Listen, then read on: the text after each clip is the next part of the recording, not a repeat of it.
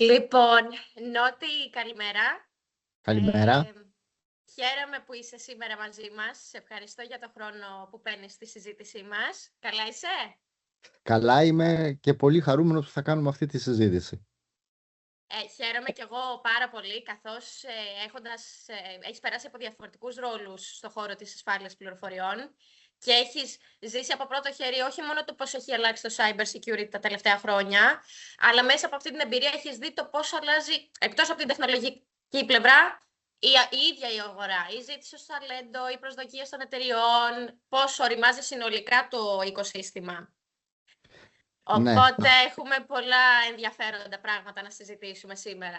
Εμέσως πλην σαφώς υπονόησες ότι είμαι μεγάλο παιδί, έτσι. Όριμο. Όριμο. Ωραία, λοιπόν, πάμε. Μέσα από αυτό το δικό σου insight θα συζητήσουμε όλο αυτό το change. Και για να ξεκινήσουμε από την αρχή, γιατί έχει ενδιαφέρον να καταλάβουμε πώς ξεκίνησε αυτό το οικοσύστημα στην Ελλάδα. Όταν ξεκίνησες την καριέρα σου στην κυβερνοασφάλεια, πώς ήταν τότε η αγορά στην Ελλάδα σε σχέση με σήμερα? Ήταν κάτι εξειδικευμένο για λίγους ή ήταν απλώς ένα task για την ομάδα του IT? Δεν ήταν τίποτα από όλα αυτά. Δεν ήταν. Η έναρξη, τουλάχιστον της δικής μου καριέρας, ήταν πριν από 29 χρόνια. Οπότε όταν έλεγες ότι έχω ασχοληθεί με αυτό και έχω κάνει και μεταπτυχιακό, σου έλεγαν τι είναι αυτό, πρώτον τι είναι και πώς υπάρχει μεταπτυχιακό. Οπότε υπήρχε μία απορία, ακόμα δηλαδή και στην πρώτη μου εργασία σε τηλεπικοινωνιακό οργανισμό που ήθελαν το κομμάτι της ασφάλειας πληροφοριών, έμπαινε τότε σιγά σιγά, αφού με είχαν προσλάβει, ο τότε διευθυντής μου είπε πιστεύαμε ότι έγραψες μεταπτυχιακό για να το γράψεις, ότι δεν υπήρχε μεταπτυχιακό πάνω σε αυτό το τομέα. Οπότε κάπως έτσι ξεκίνησαν τα πράγματα εκείνα τα χρόνια, που δεν είναι και τόσο μακρινά, έτσι. Εκτός από εταιρείες τηλεπικοινωνιών, οι οποίες ήταν πάντα και είναι στην αιχμή της τεχνολογίας, τουλάχιστον εκείνη την εποχή ήταν η αιχμή της τεχνολογίας, είχαν καταλάβει την ανάγκη και το θεωρούσαν λίγο πιο τεχνικό task, αλλά είχαν αναγνωρίσει το γεγονός ότι έπρεπε να υπάρχουν κάποιοι κανόνες. Άρα δεν μπορεί, πρέπει να έχουμε κάποιους ανθρώπους να ασχολούνται αποκλειστικά με αυτό. Και οι τράπεζες που παραδοσιακά ζουν με τον κίνδυνο, ξέρουν τι είναι ο κίνδυνος, άρα τον μετράνε, είχαν αρχίσει να κατανοούν ότι χρειάζεται, αλλά όχι σαν πλήρη απασχόληση. Δηλαδή, υπήρχαν συνάδελφοι από άλλες εταιρείες και οι τότε ηθήνοντες των εταιρεών μας έλεγαν ότι οι συνάδελφοί τους από άλλες εταιρείες τους ρωτούσαν μα τι κάνει ένας άνθρωπος ή ένα τμήμα όλη μέρα στην ασφάλεια πληροφοριών. Είναι πλήρους απασχόλησης. Τι κάνουν? Φαντάζομαι ότι εκείνη την εποχή, τουλάχιστον το πρώτο δικό μου έργο με το που με προσέλαβε εκείνη η εταιρεία τηλεπικοινωνιών, είναι να στήσουμε firewall. Δεν υπήρχε, έτσι, και να δώσουμε πρόσβαση το ίντερνετ σε όλους. Γιατί τότε μόνο κάποιοι στην πληροφορική και κάποιοι στο marketing είχαν πρόσβαση στο ίντερνετ, αλλά με τα μοντεμάκια. Οπότε αυτό ήταν το πρώτο έργο και σιγά σιγά να βάλουμε κανόνες πώς να χρησιμοποιούμε τα συστήματα πιο ασφαλή και στον τηλεπικοινωνιακό χώρο, έτσι, αλλά και τα συστήματα της πληροφορικής. Οπότε αντίστοιχα εκείνη την εποχή κάποιοι από εμάς που το ξέραμε προσπαθούσαμε να το περάσουμε και κάποιες εταιρείες που είχαν ανακαλύψει την ανάγκη ήξεραν την ανάγκη αλλά δεν ήξεραν πώς να το διαχειριστούν. Άρα περίμεναν και από εμάς να τους πούμε πώς θα το διαχειριστούν εσωτερικά, τι θα κάνουμε, σαν να προδιαγράφουμε μαζί το ρόλο εργασίας. Φαντάζομαι πρέπει να ήταν κάτι πολύ νέο, πόσο μάλλον για ανθρώπους που δεν είχαν καμία ασχολία με IT, οτιδήποτε τεχνολογικό. Οπότε να περάσει και αυτή τη διαφορά σε αυτούς. Τι είναι, γιατί πρέπει να το έχουμε, πώς λειτουργεί. Μαύρη μαγεία.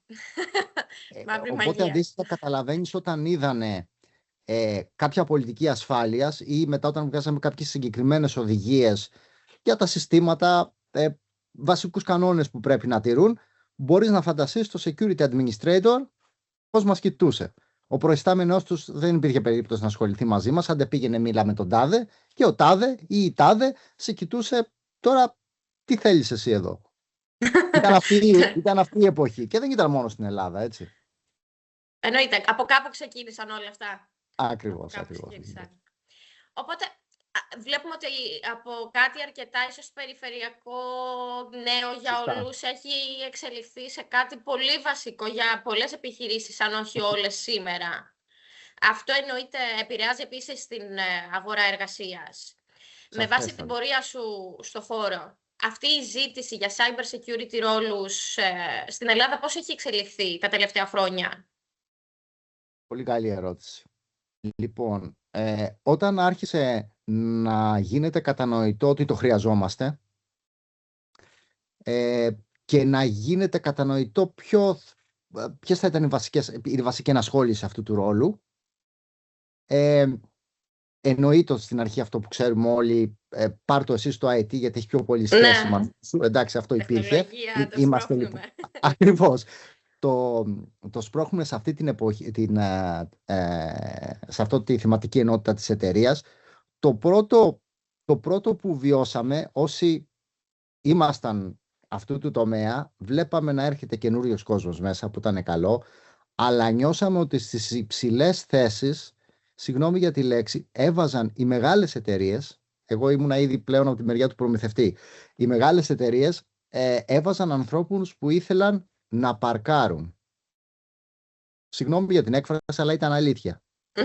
Ανθρώπους που ήταν πολύ καλά τεχνικά κατηρτισμένοι, ίσως να μην είχαν κάποια άλλη δουλειά μέσα στην εταιρεία να κάνουν ή να έλεγαν οι προϊστάμενοι τους πρέπει να βουλώσουμε αυτό το κενό γιατί μας χρειάζεται πλέον, τοποθέτησε τον Α ή την Α στη συγκεκριμένη θέση.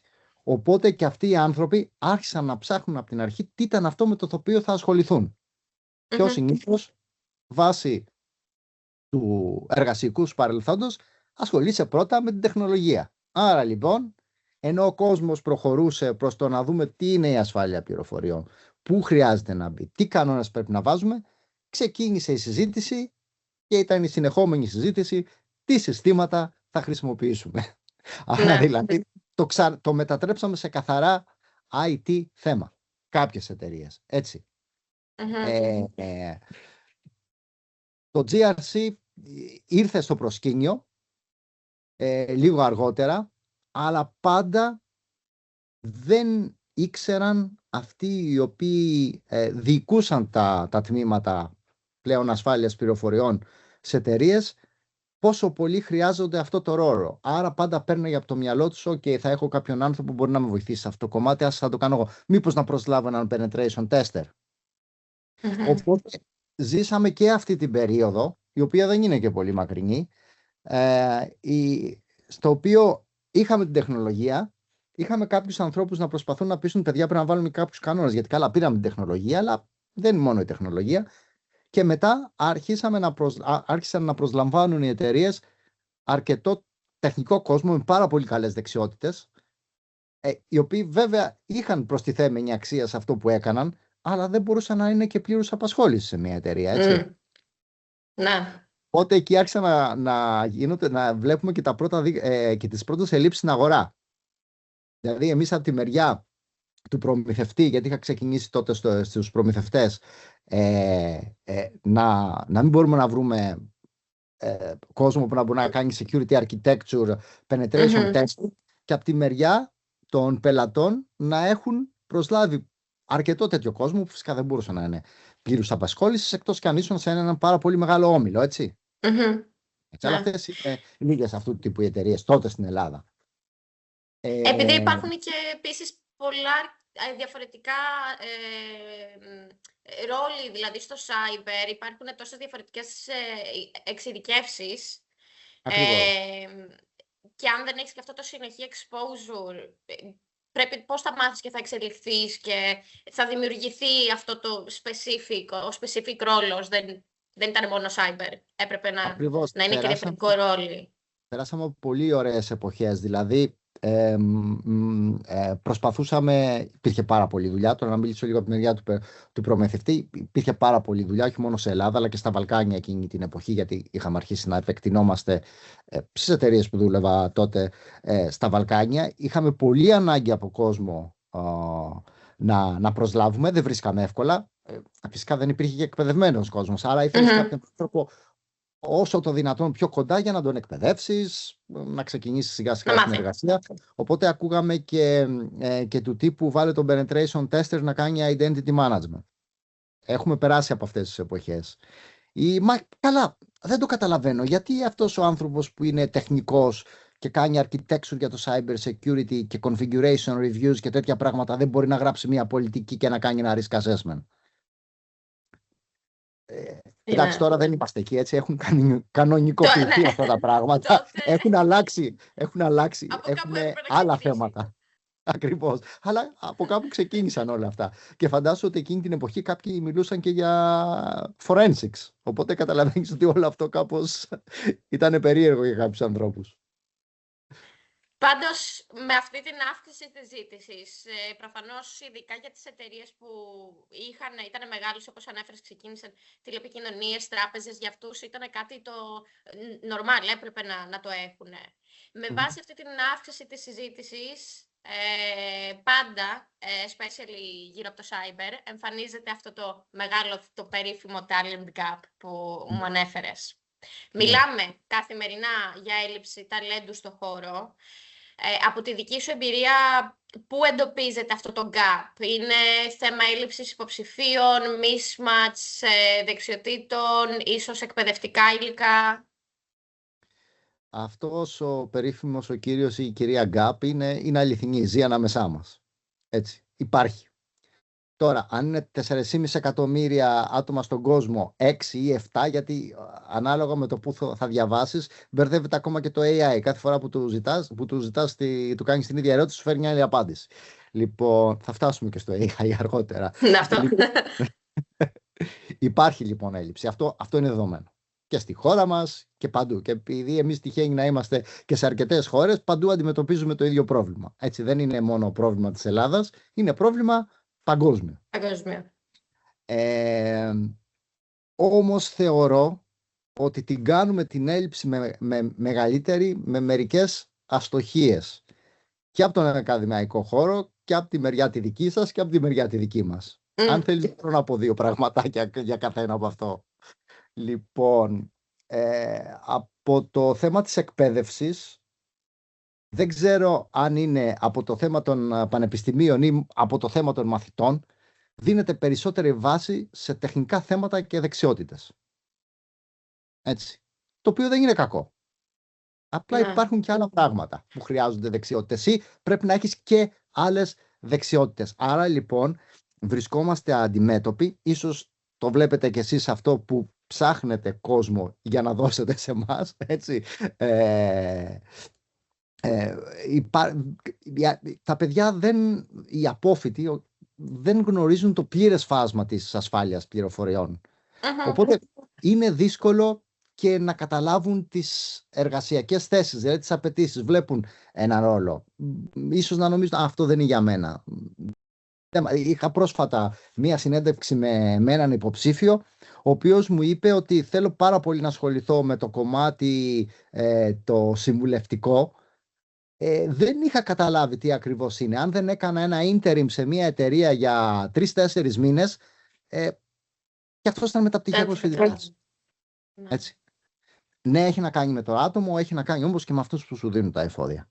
Έτσι. Αυτό λοιπόν είναι το ένα κομμάτι, δεν έχουν τις βασικές δεξιότητες. Αυτό τι σημαίνει? Όχι ότι δεν μπορούν να τις αποκτήσουν, δεν καταλαβαίνουν το αντικείμενο του ρόλου που τους ζητάνε.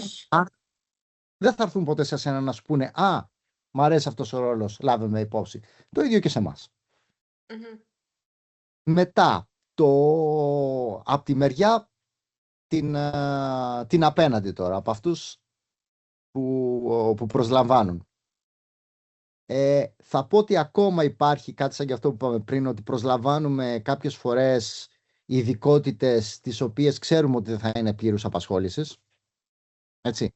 Άρα αυτό δημιουργεί μια έλλειψη στην αγορά, δηλαδή όταν προσλαμβάνεις ειδικότητες που συνήθως παίρνεις υπηρεσίες για αυτές τις ειδικότητες από εξωτερικές εταιρείες, αυτός ο κόσμος κάπου απορροφάται και από κάπου λείπει. Άρα και έτσι δημιουργείται μια έλλειψη που δεν είναι έλλειψη. Και τέλος, αυτό που βλέπουμε τον τελευταίο 1,5-2 χρόνια είναι ότι πλέον που υπάρχει ανάγκη για ανθρώπους γνώστες του αντικειμένου να αναλάβουν το κομμάτι της ασφάλειας των πληροφοριών, της κυβερνοασφάλειας, όπως το ονομάζει ο καθένας στην εταιρεία του, δεν υπάρχει αυτός ο κόσμος, έτσι, γιατί δεν είχαν φροντίσει να υπάρχουν αυτές οι δομές. Τώρα λοιπόν που μας χρειάζεται, παίρνουν και κόσμο, προσλαμβάνουν και κόσμο ο οποίος δεν έχει την ανάλογη εμπειρία. Αυτό φέρνει πάλι μία αναταραχή στην αγορά και φέρνει και μία αναταραχή και στο κομμάτι των απολαβών. Άρα είμαστε πάλι σε ένα τέτοιο φάσμα και υπάρχει δυσκολία από παντού. Φαντάζομαι και στη δική σας την πλευρά και στη δική μας την πλευρά. Ναι, εννοείται. Κάτι άλλο που πάντα μας κάνει εντύπωση είναι ότι επειδή η αγορά εξελίσσεται πολύ πιο γρήγορα από ό,τι μπορεί να εκπαιδευτεί ο κόσμος, από ό,τι μπορεί πραγματικά να καταλάβει τι σημαίνει η κάθε θέση, τι σημαίνει το κάθε πράγμα με το οποίο θα έρθουν αντιμέτωποι σε μια θέση.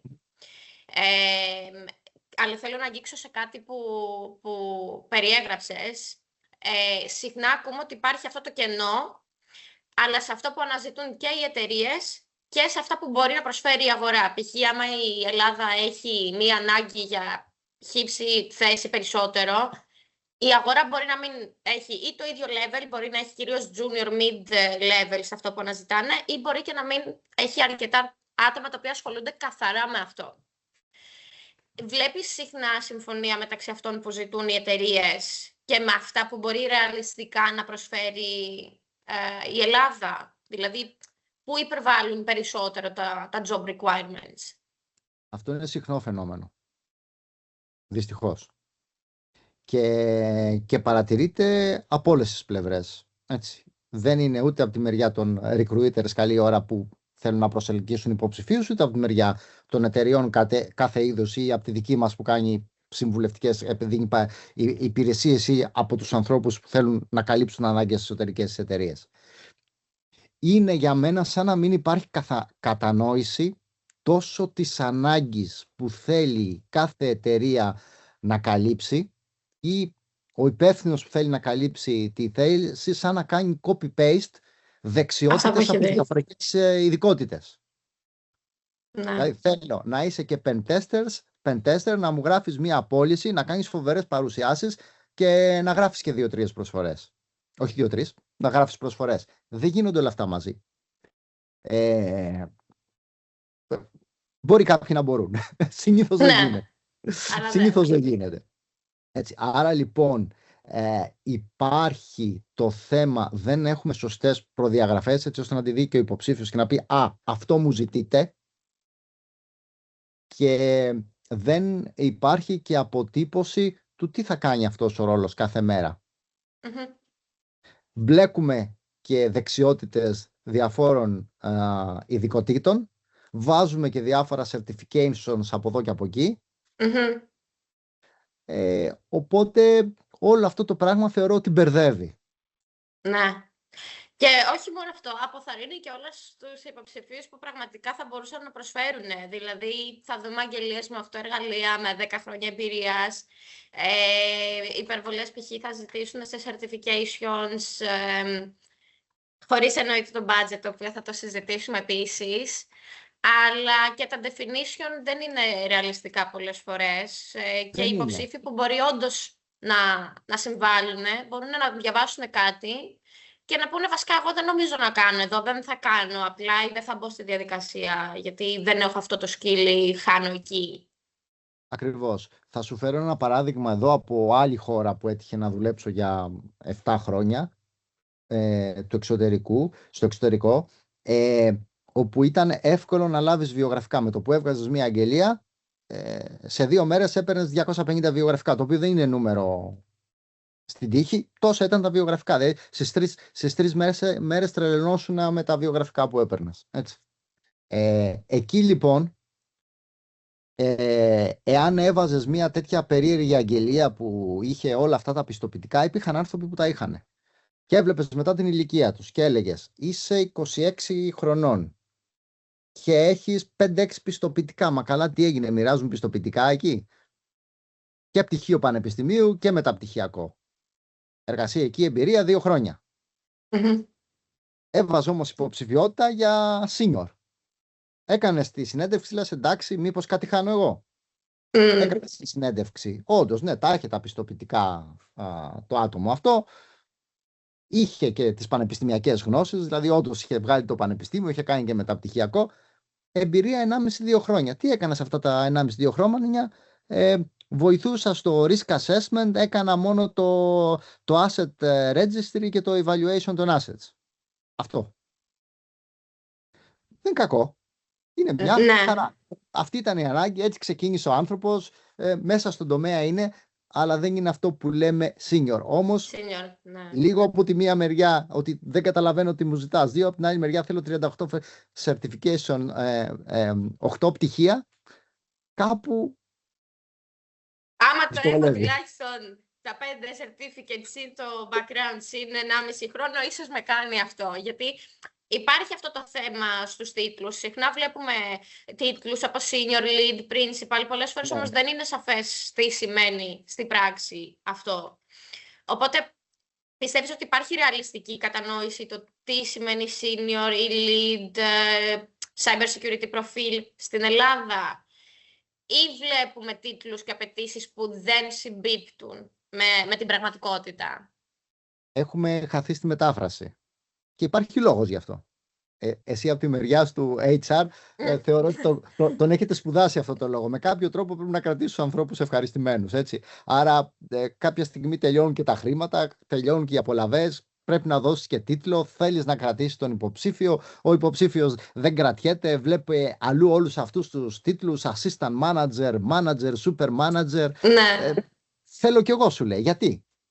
Βέβαια κάποιες φορές δεν βλέπει ότι ο τίτλος δεν πάει μαζί με τα χρήματα. Έτσι. Είναι και αυτό. Πού θα έπρεπε. Ναι, εννοείται. Πού θα έπρεπε. Έτσι. Οπότε έχουμε μια τεράστια βαθμίδα, η οποία δεν λέει και πολλά πράγματα. Είσαι manager του εαυτού σου, έτσι κι αλλιώς είσαι manager του εαυτού σου, αλλά θα έπρεπε να λέει και κάτι. Εμείς τουλάχιστον είμαστε αποφασισμένοι να μην το αλλάξουμε αυτό, δηλαδή να έχει ουσία ο τίτλος. Και ευτυχώς, γιατί αυτό πρεσβεύει και τις δικές μου αρχές τόσα χρόνια. Δηλαδή, θυμάμαι άτομα να έρχονται και να λένε είχαμε φτιάξει θέση για team leader. Που βέβαια όσο μεγάλο είναι το τμήμα θα γινόταν manager. Έτσι. Ναι, αλλά εκεί που είμαι assistant manager. Ναι, αλλά εκεί που είσαι το assistant manager για μας είναι team lead. Παραπάνω χρήματα θα πάρεις, γιατί είναι όντως team lead και έχει αυτές τις απαιτήσεις. Έχεις πλάνο καριέρας, πώς το λέμε στα ελληνικά, career path. Αυτό. να γίνεις manager. Δεν μπορεί να γίνεις αμέσως, γιατί το τμήμα αυξάνει. Θα μας βοηθήσεις, θα είσαι καλή στο team leading και θα γίνεις manager. Ναι, μα τώρα είμαι assistant manager. Τι να κάνω, δεν μπορώ να σου δώσω αυτόν τον τίτλο, γιατί δεν ανταποκρίνεται στην πραγματικότητα. Θα σου δώσω τα χρήματα που θέλεις, θα πάρεις την εκπαίδευση που θέλεις, θα σε βοηθήσουμε να γίνεις manager. Θα μείνω εδώ που είμαι, γιατί εδώ που είμαι θα γίνω manager σε 1 χρόνο. Θα γίνω manager σε 1 χρόνο, αλλά θα παίρνω λιγότερα χρήματα από αυτά που μου δίνεις εσύ. Άρα θέλω τον τίτλο. Αυτό είναι καθημερινό. Ναι. Αυτό είναι καθημερινό. Πολλές φορές είναι κάτι το οποίο οι τίτλοι είναι ένας από τους κυρίους λόγους για τους οποίους ένας υποψήφιος θα δεχτεί μια πρόταση, ακόμα και να μην υπάρχει αυτή η εξέλιξη. Δηλαδή, έχει τύχει στο παρελθόν να έχουμε υποψήφιο σε διαδικασία, του άρεσε πάρα πολύ η θέση, μισθολογικά ήταν ικανοποιημένος, αλλά υπήρξε το counter offer από τη δική του εταιρεία, θα πάρεις προαγωγή. Το θέμα όμως ήταν ότι εξ αρχής δεν ήθελε να φύγει γι' αυτό. Ήθελε να φύγει γιατί δεν εξελισσότανε, έμενε στάσιμος, οπότε πολλές φορές το συζητάμε με τους υποψηφίους ότι ναι, θα πάρεις τον τίτλο, αλλά δεν θα εξελιχθείς, το οποίο μελλοντικά θα σου κοστίσει ακόμα περισσότερο, γιατί θα παραμένεις στάσιμος όσο εξελίσσεται η αγορά γύρω. Κάποια στιγμή ή θα πρέπει να πάρεις κάποιο pay cut ή θα μείνεις πίσω. Οπότε υπάρχουν και αυτά, αλλά είναι κάτι το οποίο πάντα προσπαθούμε να επικοινωνούμε. Ότι ανέφερες κάτι πολύ σημαντικό, Καρολίνα. Ανέφερες το counter offer. Μάστιγα και αυτό. Έχει να κάνει φυσικά με το πώς εξελίσσεται όλο αυτό το θέμα που είπαμε, που είναι από μόνο του μια μάστιγα. Δηλαδή, προτρέπει τους υποψηφίους να αδειμονούν για ένα νέο τίτλο μετά από ένα χρόνο ενασχόλησης, ανεβαίνουν οι απαιτήσεις για απολαβές. Μπορεί βέβαια η ίδια η πραγματικότητα να απογυμνώνει το βασιλιά, δηλαδή κατά τη διάρκεια της συνεργασίας βλέπεις δεξιότητες και όλα αυτά, αλλά και αυτό με το counter offer, δηλαδή προσπαθώ να σε κρατήσω, σου υπόσχομαι πράγματα που δεν ξέρω αν μπορέσω να τα κάνω. Δηλαδή, πάλι στο προηγούμενο παράδειγμα, είσαι team lead, παίρνεις καλά χρήματα και πας πολύ καλά και θα πάρεις πάλι αύξηση, γιατί πρέπει να πάρεις, έτσι, γιατί κρίνει η εταιρεία ότι πρέπει να πάρεις. Μπορεί να πάρεις και κάποια άλλα προνόμια που δίνουν οι εταιρείες. Θες τον τίτλο, χωρίς να είσαι έτοιμος για τον τίτλο, θα πας κάπου αλλού. Αν σου κάνω counter offer και σε κρατήσω, έχει χαλάσει το καλό κλίμα της συνεργασίας. Θα πάρεις τα χρήματα, θα πάρεις τον τίτλο, δεν θα ανταποκρίνεται στην πραγματικότητα, άρα θεωρώ ότι και αυτός που στον έδωσε τον τίτλο, στον έδωσε γιατί αναγκάστηκε εκτός εισαγωγικών, και το πλάνο για να μεγαλώσεις δεν θα είναι το ίδιο όπως και πριν. Μεγάλωσες πριν την ώρα σου. Τι θα κάνεις μετά, χωρίς να έχεις μεγαλώσει πραγματικά? Υπάρχει ένα κενό εκεί. Το οποίο το βλέπουμε και όταν πάμε να μιλήσουμε και με ανθρώπους από άλλες εταιρείες. Έτσι, δηλαδή, μπορεί να πάρεις ένα έργο σε έναν πελάτη, εμφανίζει το security officer, που μπορεί στην ομάδα του να έχει ανθρώπους που είναι senior, οτιδήποτε. Αν εσύ στη δική σου πλευρά έχεις ονομάσει senior, το senior που δεν είναι, δεν μπορεί να συνεννοηθεί. Δεν μπορεί να καταλάβει την πραγματική απέτηση. Το ίδιο και από την άλλη μεριά. Και η ασφάλεια των πληροφοριών, η κυβερνοασφάλεια, δεν είναι πλέον στη σφαίρα της φαντασίας. Καλό είναι να έχουμε. Ή είσαι αποτελεσματικός, ή απλά αυτό που κάνουμε και βλέπουμε στις μελέτες που διαβάζουμε πίσω από τις στατιστικές, όλοι μιλάμε, πλέον έχουμε και πολιτικές και έχουμε και διαδικασίες και δεν εφαρμόζουμε τίποτα. Το μεγαλώσαμε στο θέμα, αλλά συνδέεται. Πιστεύω ότι πολλές φορές είναι και οι διαδικασίες που συνεχίζουν να αλλάζουν. Δηλαδή, στο παρελθόν θα έβλεπες ότι μόνο οι μεγάλες πολυεθνικές εταιρείες θα κάνανε π.χ. τα salary reviews, τις προαγωγές. Ναι. Οπότε πιστεύω ότι αυτό σύμβαλε και όλα στο mentality των υποψηφίων να το θέλουν τώρα, γιατί ίσως πιστεύουν ότι δεν θα τους δοθεί αυτή η ευκαιρία ξανά. Σωστά. Ενώ σιγά σιγά αλλάζουν. Αναγκαστικά οι εταιρείες στην Ελλάδα πρέπει να γίνουν λίγο πιο open στις διαδικασίες του εξωτερικού, salary increases, reviews, προαγωγές, πριν ο υποψήφιος θέλει να φύγει. Ενώ να ανταμείβεται στη δουλειά του, χωρίς να πρέπει να έρθει η παραίτηση. Συμφωνούμε. Θα δεις όμως και στην Ελλάδα τα τελευταία χρόνια, οι περισσότερες εταιρείες είναι τα καλύτερα μέρη να δουλέψεις. Δεν το κρίνω αυτό. Δεν το κρίνω αυτό. Έτσι. Είναι το ίδιο όπως οι περισσότερες εταιρείες είναι πιστοποιημένες με 27.001. Αλλά θεωρώ όμως ότι αυτή τη στιγμή όλη αυτή η διαχείριση του προσωπικού στην Ελλάδα είναι σε άλλο επίπεδο. Είναι σε πάρα πολύ καλό επίπεδο. Έτσι. Οπότε θεωρώ ότι στις περισσότερες εταιρείες είναι λίγες οι εταιρείες, μιλάμε πάντα για αυτό το κομμάτι που μιλάμε σήμερα, οι οποίες δεν έχουν κάποιες διαδικασίες που να περιλαμβάνουν και salary reviews και να δούμε την καριέρα σου πώς θα εξελιχθεί. Υπάρχει τόσος ανταγωνισμός. Έτσι. Και δεν είναι μόνο το remote working, είναι και άλλα πράγματα.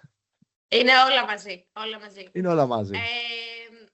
Αλλά αν προσπαθήσουμε να δούμε την μεγάλη εικόνα σήμερα, αν έπρεπε να συνοψίσεις αυτό που λείπει περισσότερο από την αγορά cyber συγκεκριμένα, θα έλεγες ότι είναι το ταλέντο, η εκπαίδευση, οι προσδοκίες, ίσως η κουλτούρα της εταιρείας, ακόμα και η στρατηγική προσλήψεων. Τι είναι αυτό που λείπει περισσότερο σήμερα? Ρεαλιστικές προσδοκίες και από τις δύο πλευρές. Στρατηγική στις πωλήσεις, έτσι. Στρατηγική προσλήψεων, τι πραγματικά θέλω να καλύψω. Ποια είναι η πραγματική ανάγκη και έχω την υποδομή να υποστηρίξω αυτό το ρόλο. Δηλαδή, πραγματικά χρειάζομαι αυτό το ρόλο. Αν τον χρειάζομαι, μιλήσαμε πριν για το πώς θα το διαγράψω. Πρέπει να είμαι και σαν εταιρεία έτοιμη να δώσω ένα σωστό περίγραμμα, να καταλάβει ο άνθρωπος για τι πρόκειται και να δουλέψει πάνω σε αυτό, να τον προσελκύσω, να δώσω το σωστό μισθό και τις σωστές γύρω-γύρω απολαβές και προνόμια. Χρειάζομαστε δηλαδή κανονικοποίηση εκεί. Και όχι να παίζουμε με τους τίτλους. Να. Είναι και εννοείται θα συζητήσουμε και όλα το θέμα αποδοχών, αλλά να μιλήσουμε και για τις διαδικασίες για τις οποίες γίνονται οι προσλήψεις. Εννοώντας, υπάρχουν π.χ. κάποια λάθη που κάνουν οι εταιρείες όταν προσπαθούν να προσλάβουν cyber ταλέντο. Μιλήσαμε για τις προσδοκίες π.χ. στα job descriptions. Τι άλλο κάνουν το οποίο θα μπορούσαν να αλλάξουν ώστε να γίνει καλύτερη η αγορά? Θα σου πω, από την προσωπική μου άποψη πάντα. Θεωρώ ότι μπλέκουμε ειδικότητες και δεξιότητες κάποιες φορές. Θέλουμε να βρούμε το κάτι παραπάνω. Θέλετε να βρείτε το κάτι παραπάνω. Όλοι για το ίδιο θέμα μιλάμε. Από ποιο μετερίζει το βλέπουμε. Και μπλέκουμε ειδικότητες και δεξιότητες. Αυτό είναι ένα θέμα γιατί θεωρώ ότι μπερδεύει τον υποψήφιο. Δηλαδή τελικά τι θέλεις από μένα. Ναι, καλό είναι να έχω ένα ευρύ φάσμα πάνω cyber security, αλλά κάποια πράγματα δεν μπορώ να τα κάνω και τα δύο μαζί. Δεν γίνονται, είναι τελείως αντίθετα. Έτσι. Οπότε εκεί εγώ θα έδινα βάση στο πώς βγαίνουν οι ρόλοι και πώς προδιαγράφονται. Δεν είναι αυτό που πραγματικά θέλω. Κάποιες φορές δεν φαίνεται ξεκάθαρα η σχέση αναφοράς. Αυτό είναι σημαντικό για τον υποψήφιο γιατί καταλαβαίνει ποια θα είναι πραγματικά η δουλειά του. Είναι άλλο να είμαι μέσα στο IT, καταλαβαίνω ότι ναι, θα κάνω αυτό που λέμε security administration, θα έχω πιο hands-on δουλειά με συστήματα, θα υλοποιώ πράγματα. Άλλο να του πεις ότι θα είμαι στο τμήμα διαχείρισης κινδύνων, άλλο στο τμήμα ασφάλειας πληροφοριών. Κάποιες φορές δεν φαίνεται αυτό. Φαίνεται ο ρόλος, αλλά και νομίζω ότι από εκεί ο υποψήφιος καταλαβαίνει και ποιο θα είναι το καθημερινό του αντικείμενο. Και αυτό που είπα τώρα είναι ένα ακόμα θέμα, ότι δηλαδή κάποιες φορές δεν αποτυπώνεται ξεκάθαρα το ακριβές αντικείμενο εργασίας. Μπορεί οι απαιτήσεις να είναι λογικές για τη βαθμίδα της θέσης, αλλά δεν αποτυπώνεται αυτό που τι θα κάνω κάθε μέρα. Είναι πραγματικά, ναι. Έχω τύχει πολλές φορές σε υποψηφίους, γιατί αυτό που λέω το λάθη τα έχω κάνει κι εγώ, έτσι. Από αυτά μαθαίνουμε. Έτσι μαθαίνουμε. Έτσι. Ωραία. Τελικά τι θα κάνω κάθε μέρα? Όταν φτάνεις να μιλήσεις με τον υποψήφιο, λέω, όπα, κάτι δεν ήταν προδιαγεγραμμένο σωστά εκεί. Ναι. Οπότε είναι και αυτό κάτι που χρειάζεται. Πρέπει να είμαστε ξεκάθαροι. Έχω ανάγκη για αυτό το κομμάτι. Αυτό το κομμάτι θέλω να καλύψω. Θα βγάλω μία θέση που να αφορά αυτό. Ναι. Σωστά. Και εννοείται για εμάς αυτό που μας βοηθάει πάντα είναι, εννοείται το HR, το recruitment, αυτό πέφτει πολύ μακριά από τα πραγματικά skills που ψάχνουμε, από την άποψη ότι άμα μας δοθεί απλά ένα job spec, το οποίο έχει τα πάντα, γιατί και το HR δεν μπορεί να ξέρει ακριβώς τι είναι αυτό που ζητάει. Ιδανικά θα πρέπει να μιλήσουμε με ένα άτομο από την τεχνική ομάδα, το οποίο θα μπορέσει να μας πει α, β, γ, αυτό θέλουμε.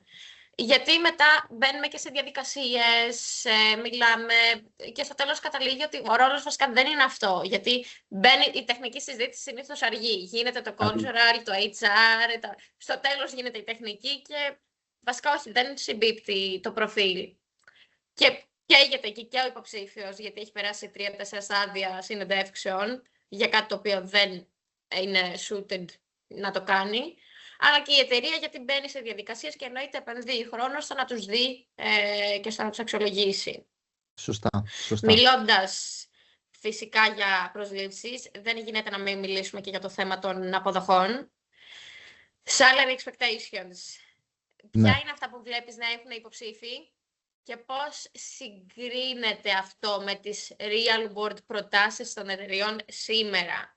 Υπάρχει π.χ. κάποιο ίσως μια περίσταση που η εταιρεία όντως αξίζει να δώσει παραπάνω για να κάνει secure αυτό το top level ταλέντο, αλλά Μισθολογικά τι είναι αυτά που βλέπεις?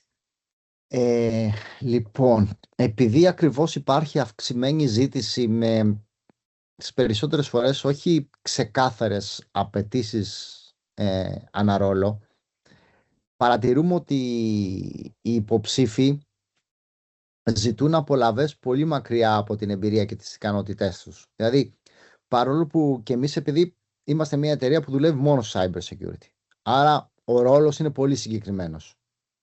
Δεν λέω ότι δεν θα αλλάξεις όλο μέσα στην εταιρεία αν το θελήσεις, έτσι, γιατί αυτό ήθελα να το αναφέρω και πριν, είναι ένα από τα βασικά. Δηλαδή, όταν προσλαμβάνεις κάποιον άνθρωπο, πρέπει να μπορεί να κινηθεί και αριστερά-δεξιά, όχι μόνο πάνω-κάτω στο τμήμα στο οποίο θα προσληφθεί, έτσι, γιατί υπάρχουν και άλλα πράγματα cyber security που μπορεί να πει εγώ θέλω να ασχοληθώ και με αυτό. Πρέπει να του δίνεται αυτή η ευκαιρία. Άρα, λοιπόν, βλέπουμε, επειδή έρχονται μπερδεμένοι υποψήφοι, τι θεωρείς εσύ senior, δεν με ενδιαφέρει. Είναι η θέση για team lead. Okay, εγώ έχω στο μυαλό μου ότι αυτό είναι manager, είναι director. Okay, θέλω τόσα. Αυτά που ζητάνε είναι για το ρόλο που ζητάνε. Οι ικανότητες και η εμπειρία δεν ταιριάζουν με αυτά που ζητούν. Έτσι. Και φυσικά υπάρχει και το αντίστροφο.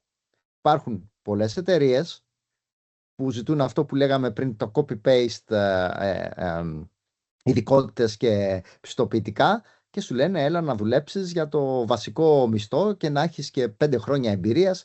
Υπάρχουν και τα δύο. Έτσι. Ναι. Άρα κάπου πρέπει να τα φέρουμε κοντά αυτά. Βέβαια, αν τα φέρεις κοντά σαν εταιρεία, τείνεις να μην σε προτιμήσουν οι υποψήφοι. Τουλάχιστον για την αρχική συνέντευξη. Μέχρι να καταλάβουν ότι είσαι καλά οργανωμένος, ότι έχεις όλα αυτά που πάμε πριν, ότι εδώ μπορείς να γίνεις καλύτερος, καλύτερη και προς τα πάνω και προς τα αριστερά και προς τα δεξιά. Όχι προς τα κάτω, μόνο προς τα πάνω, αλλά και αριστερά-δεξιά. Έτσι, και σε άλλα πράγματα.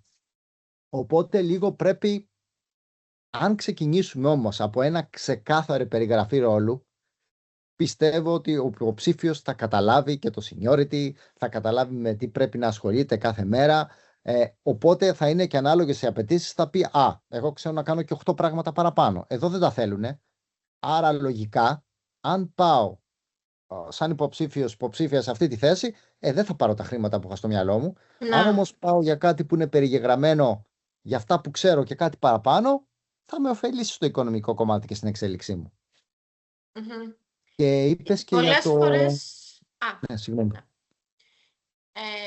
Πολλές φορές πάνω σε αυτό που ανέφερες, αυτό για το clear scopes και reporting, αυτό το βλέπω πολύ συχνά όσον αφορά προφίλ τα οποία έχουν ήδη εργαστεί λίγο για κάποια χρόνια και μετά ξεκινάνε να το εκτιμάνε, αυτή την οργάνωση, το structure, την ωριμότητα, το clear. Δηλαδή είναι πολύ εύκολο ξεκινώντας και στα πρώτα χρόνια να είσαι motivated από μεγάλη εταιρεία, πολλά λεφτά, exposure σε αυτά, αλλά δεν μπορείς τότε να το κρίνεις άμα όντως αυτό ισχύει για τις εταιρείες. Έχοντας κάνει ένα μικρό κύκλο, μας συζητάνε τώρα οι υποψήφοι οι οποίοι έχουν μια χύψη εμπειρία, που κάνουν reporting, θα κάνω και αυτό, κάνουν και όλες από μόνοι τους ξεκάθαρες ερωτήσεις για να καταλάβουν ακριβώς άμα είναι αυτό το οποίο όντως θα μπορέσουν να ενταχθούν και να εξελιχθούν. Και αυτές οι ξεκάθαρες ερωτήσεις συνδέονται με αυτό που ρώτησες πριν, δηλαδή που αξίζει μια εταιρεία να δει κάτι παραπάνω σε έναν υποψήφιο. Δηλαδή όταν η εταιρεία δει συγκροτημένη σκέψη, κάποιον άνθρωπο να κατανοεί τι είναι στο σύνολό του η ασφάλεια πληροφοριών, ανεξάρτητα ότι έχω δεξιότητες για αυτό το κομμάτι, αλλά τι είναι όλο αυτό, να μπορεί να εκφράσει καθαρή σκέψη, να ξέρει πού θα ψάξει και πώς να ψάξει για αυτό που δεν ξέρει. Έτσι, δεν μπορούμε να τα ξέρουμε όλα, συνεχώς μαθαίνουμε. Και εδώ τα Θεό, είμαστε σε έναν κλάδο που συνεχώς μαθαίνουμε καινούργια πράγματα. Πώς θα συνδυάσει λοιπόν αυτός ο άνθρωπος όλες αυτές τις διαφορετικές πληροφορίες. Ακόμα και στην εποχή που βρισκόμαστε στην εποχή του AI, δεν είναι εύκολο να συμβουλέψεις τον πελάτη αλλά και την εταιρεία στην οποία εργάζεσαι για το πώς πραγματικά θα ενσωματώσεις την ασφάλεια πληροφοριών στο περιβάλλον, πώς θα συσχετίσεις απειλές, ανάγκες, εταιρικές απαιτήσεις. Άρα λοιπόν, εγώ όταν βλέπω έναν άνθρωπο με καθαρή σκέψη, εννοείται για τις γνώσεις, έτσι, από τις γνώσεις ξεκινάμε, με καθαρή σκέψη, λες, σε αυτόν τον άνθρωπο θα επενδύσω. Και στην εκπαίδευση, όχι μόνο χρηματικά, το χρηματικό θα έρθει. Δεν είμαστε σε εποχές και σε εταιρείες που το χρηματικό δεν θα έρθει. Αν δεν έρθει, θα σηκωθεί κάποιος και θα φύγει. Έτσι.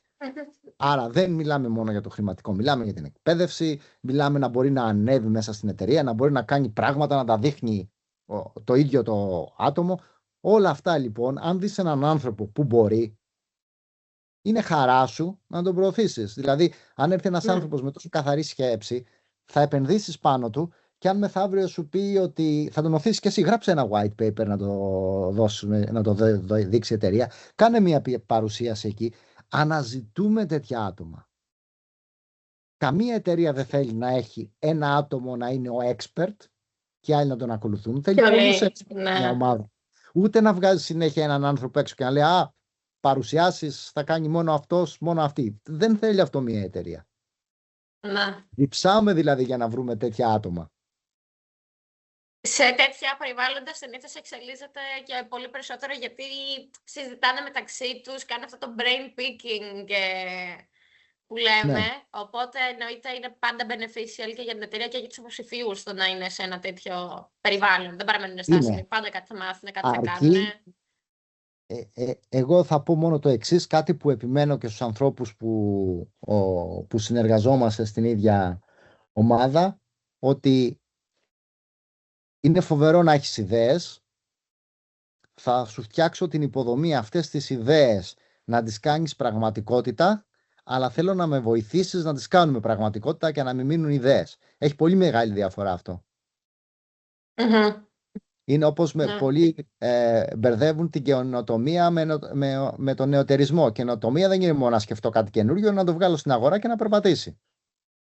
Να αλλάξει κάτι. Αλλιώς στον νεωτερισμό. Έτσι λοιπόν και εδώ δεν είναι ιδέες μόνο. Έχω μία ιδέα πώς θα κάνω καλύτερα την αξιολόγηση κινδύνων. Έχεις ιδέα, φέρτηνε. Είμαι ο πρώτος που το θέλω. Ανταγωνιστικό πλεονέκτημα. Έλα να το λύσουμε. Τι θέλεις? Θέλεις να μην δουλέψεις για 5 μέρες να κάνεις την ιδέα σου πραγματικότητα? Έλα, θα σε βοηθήσω.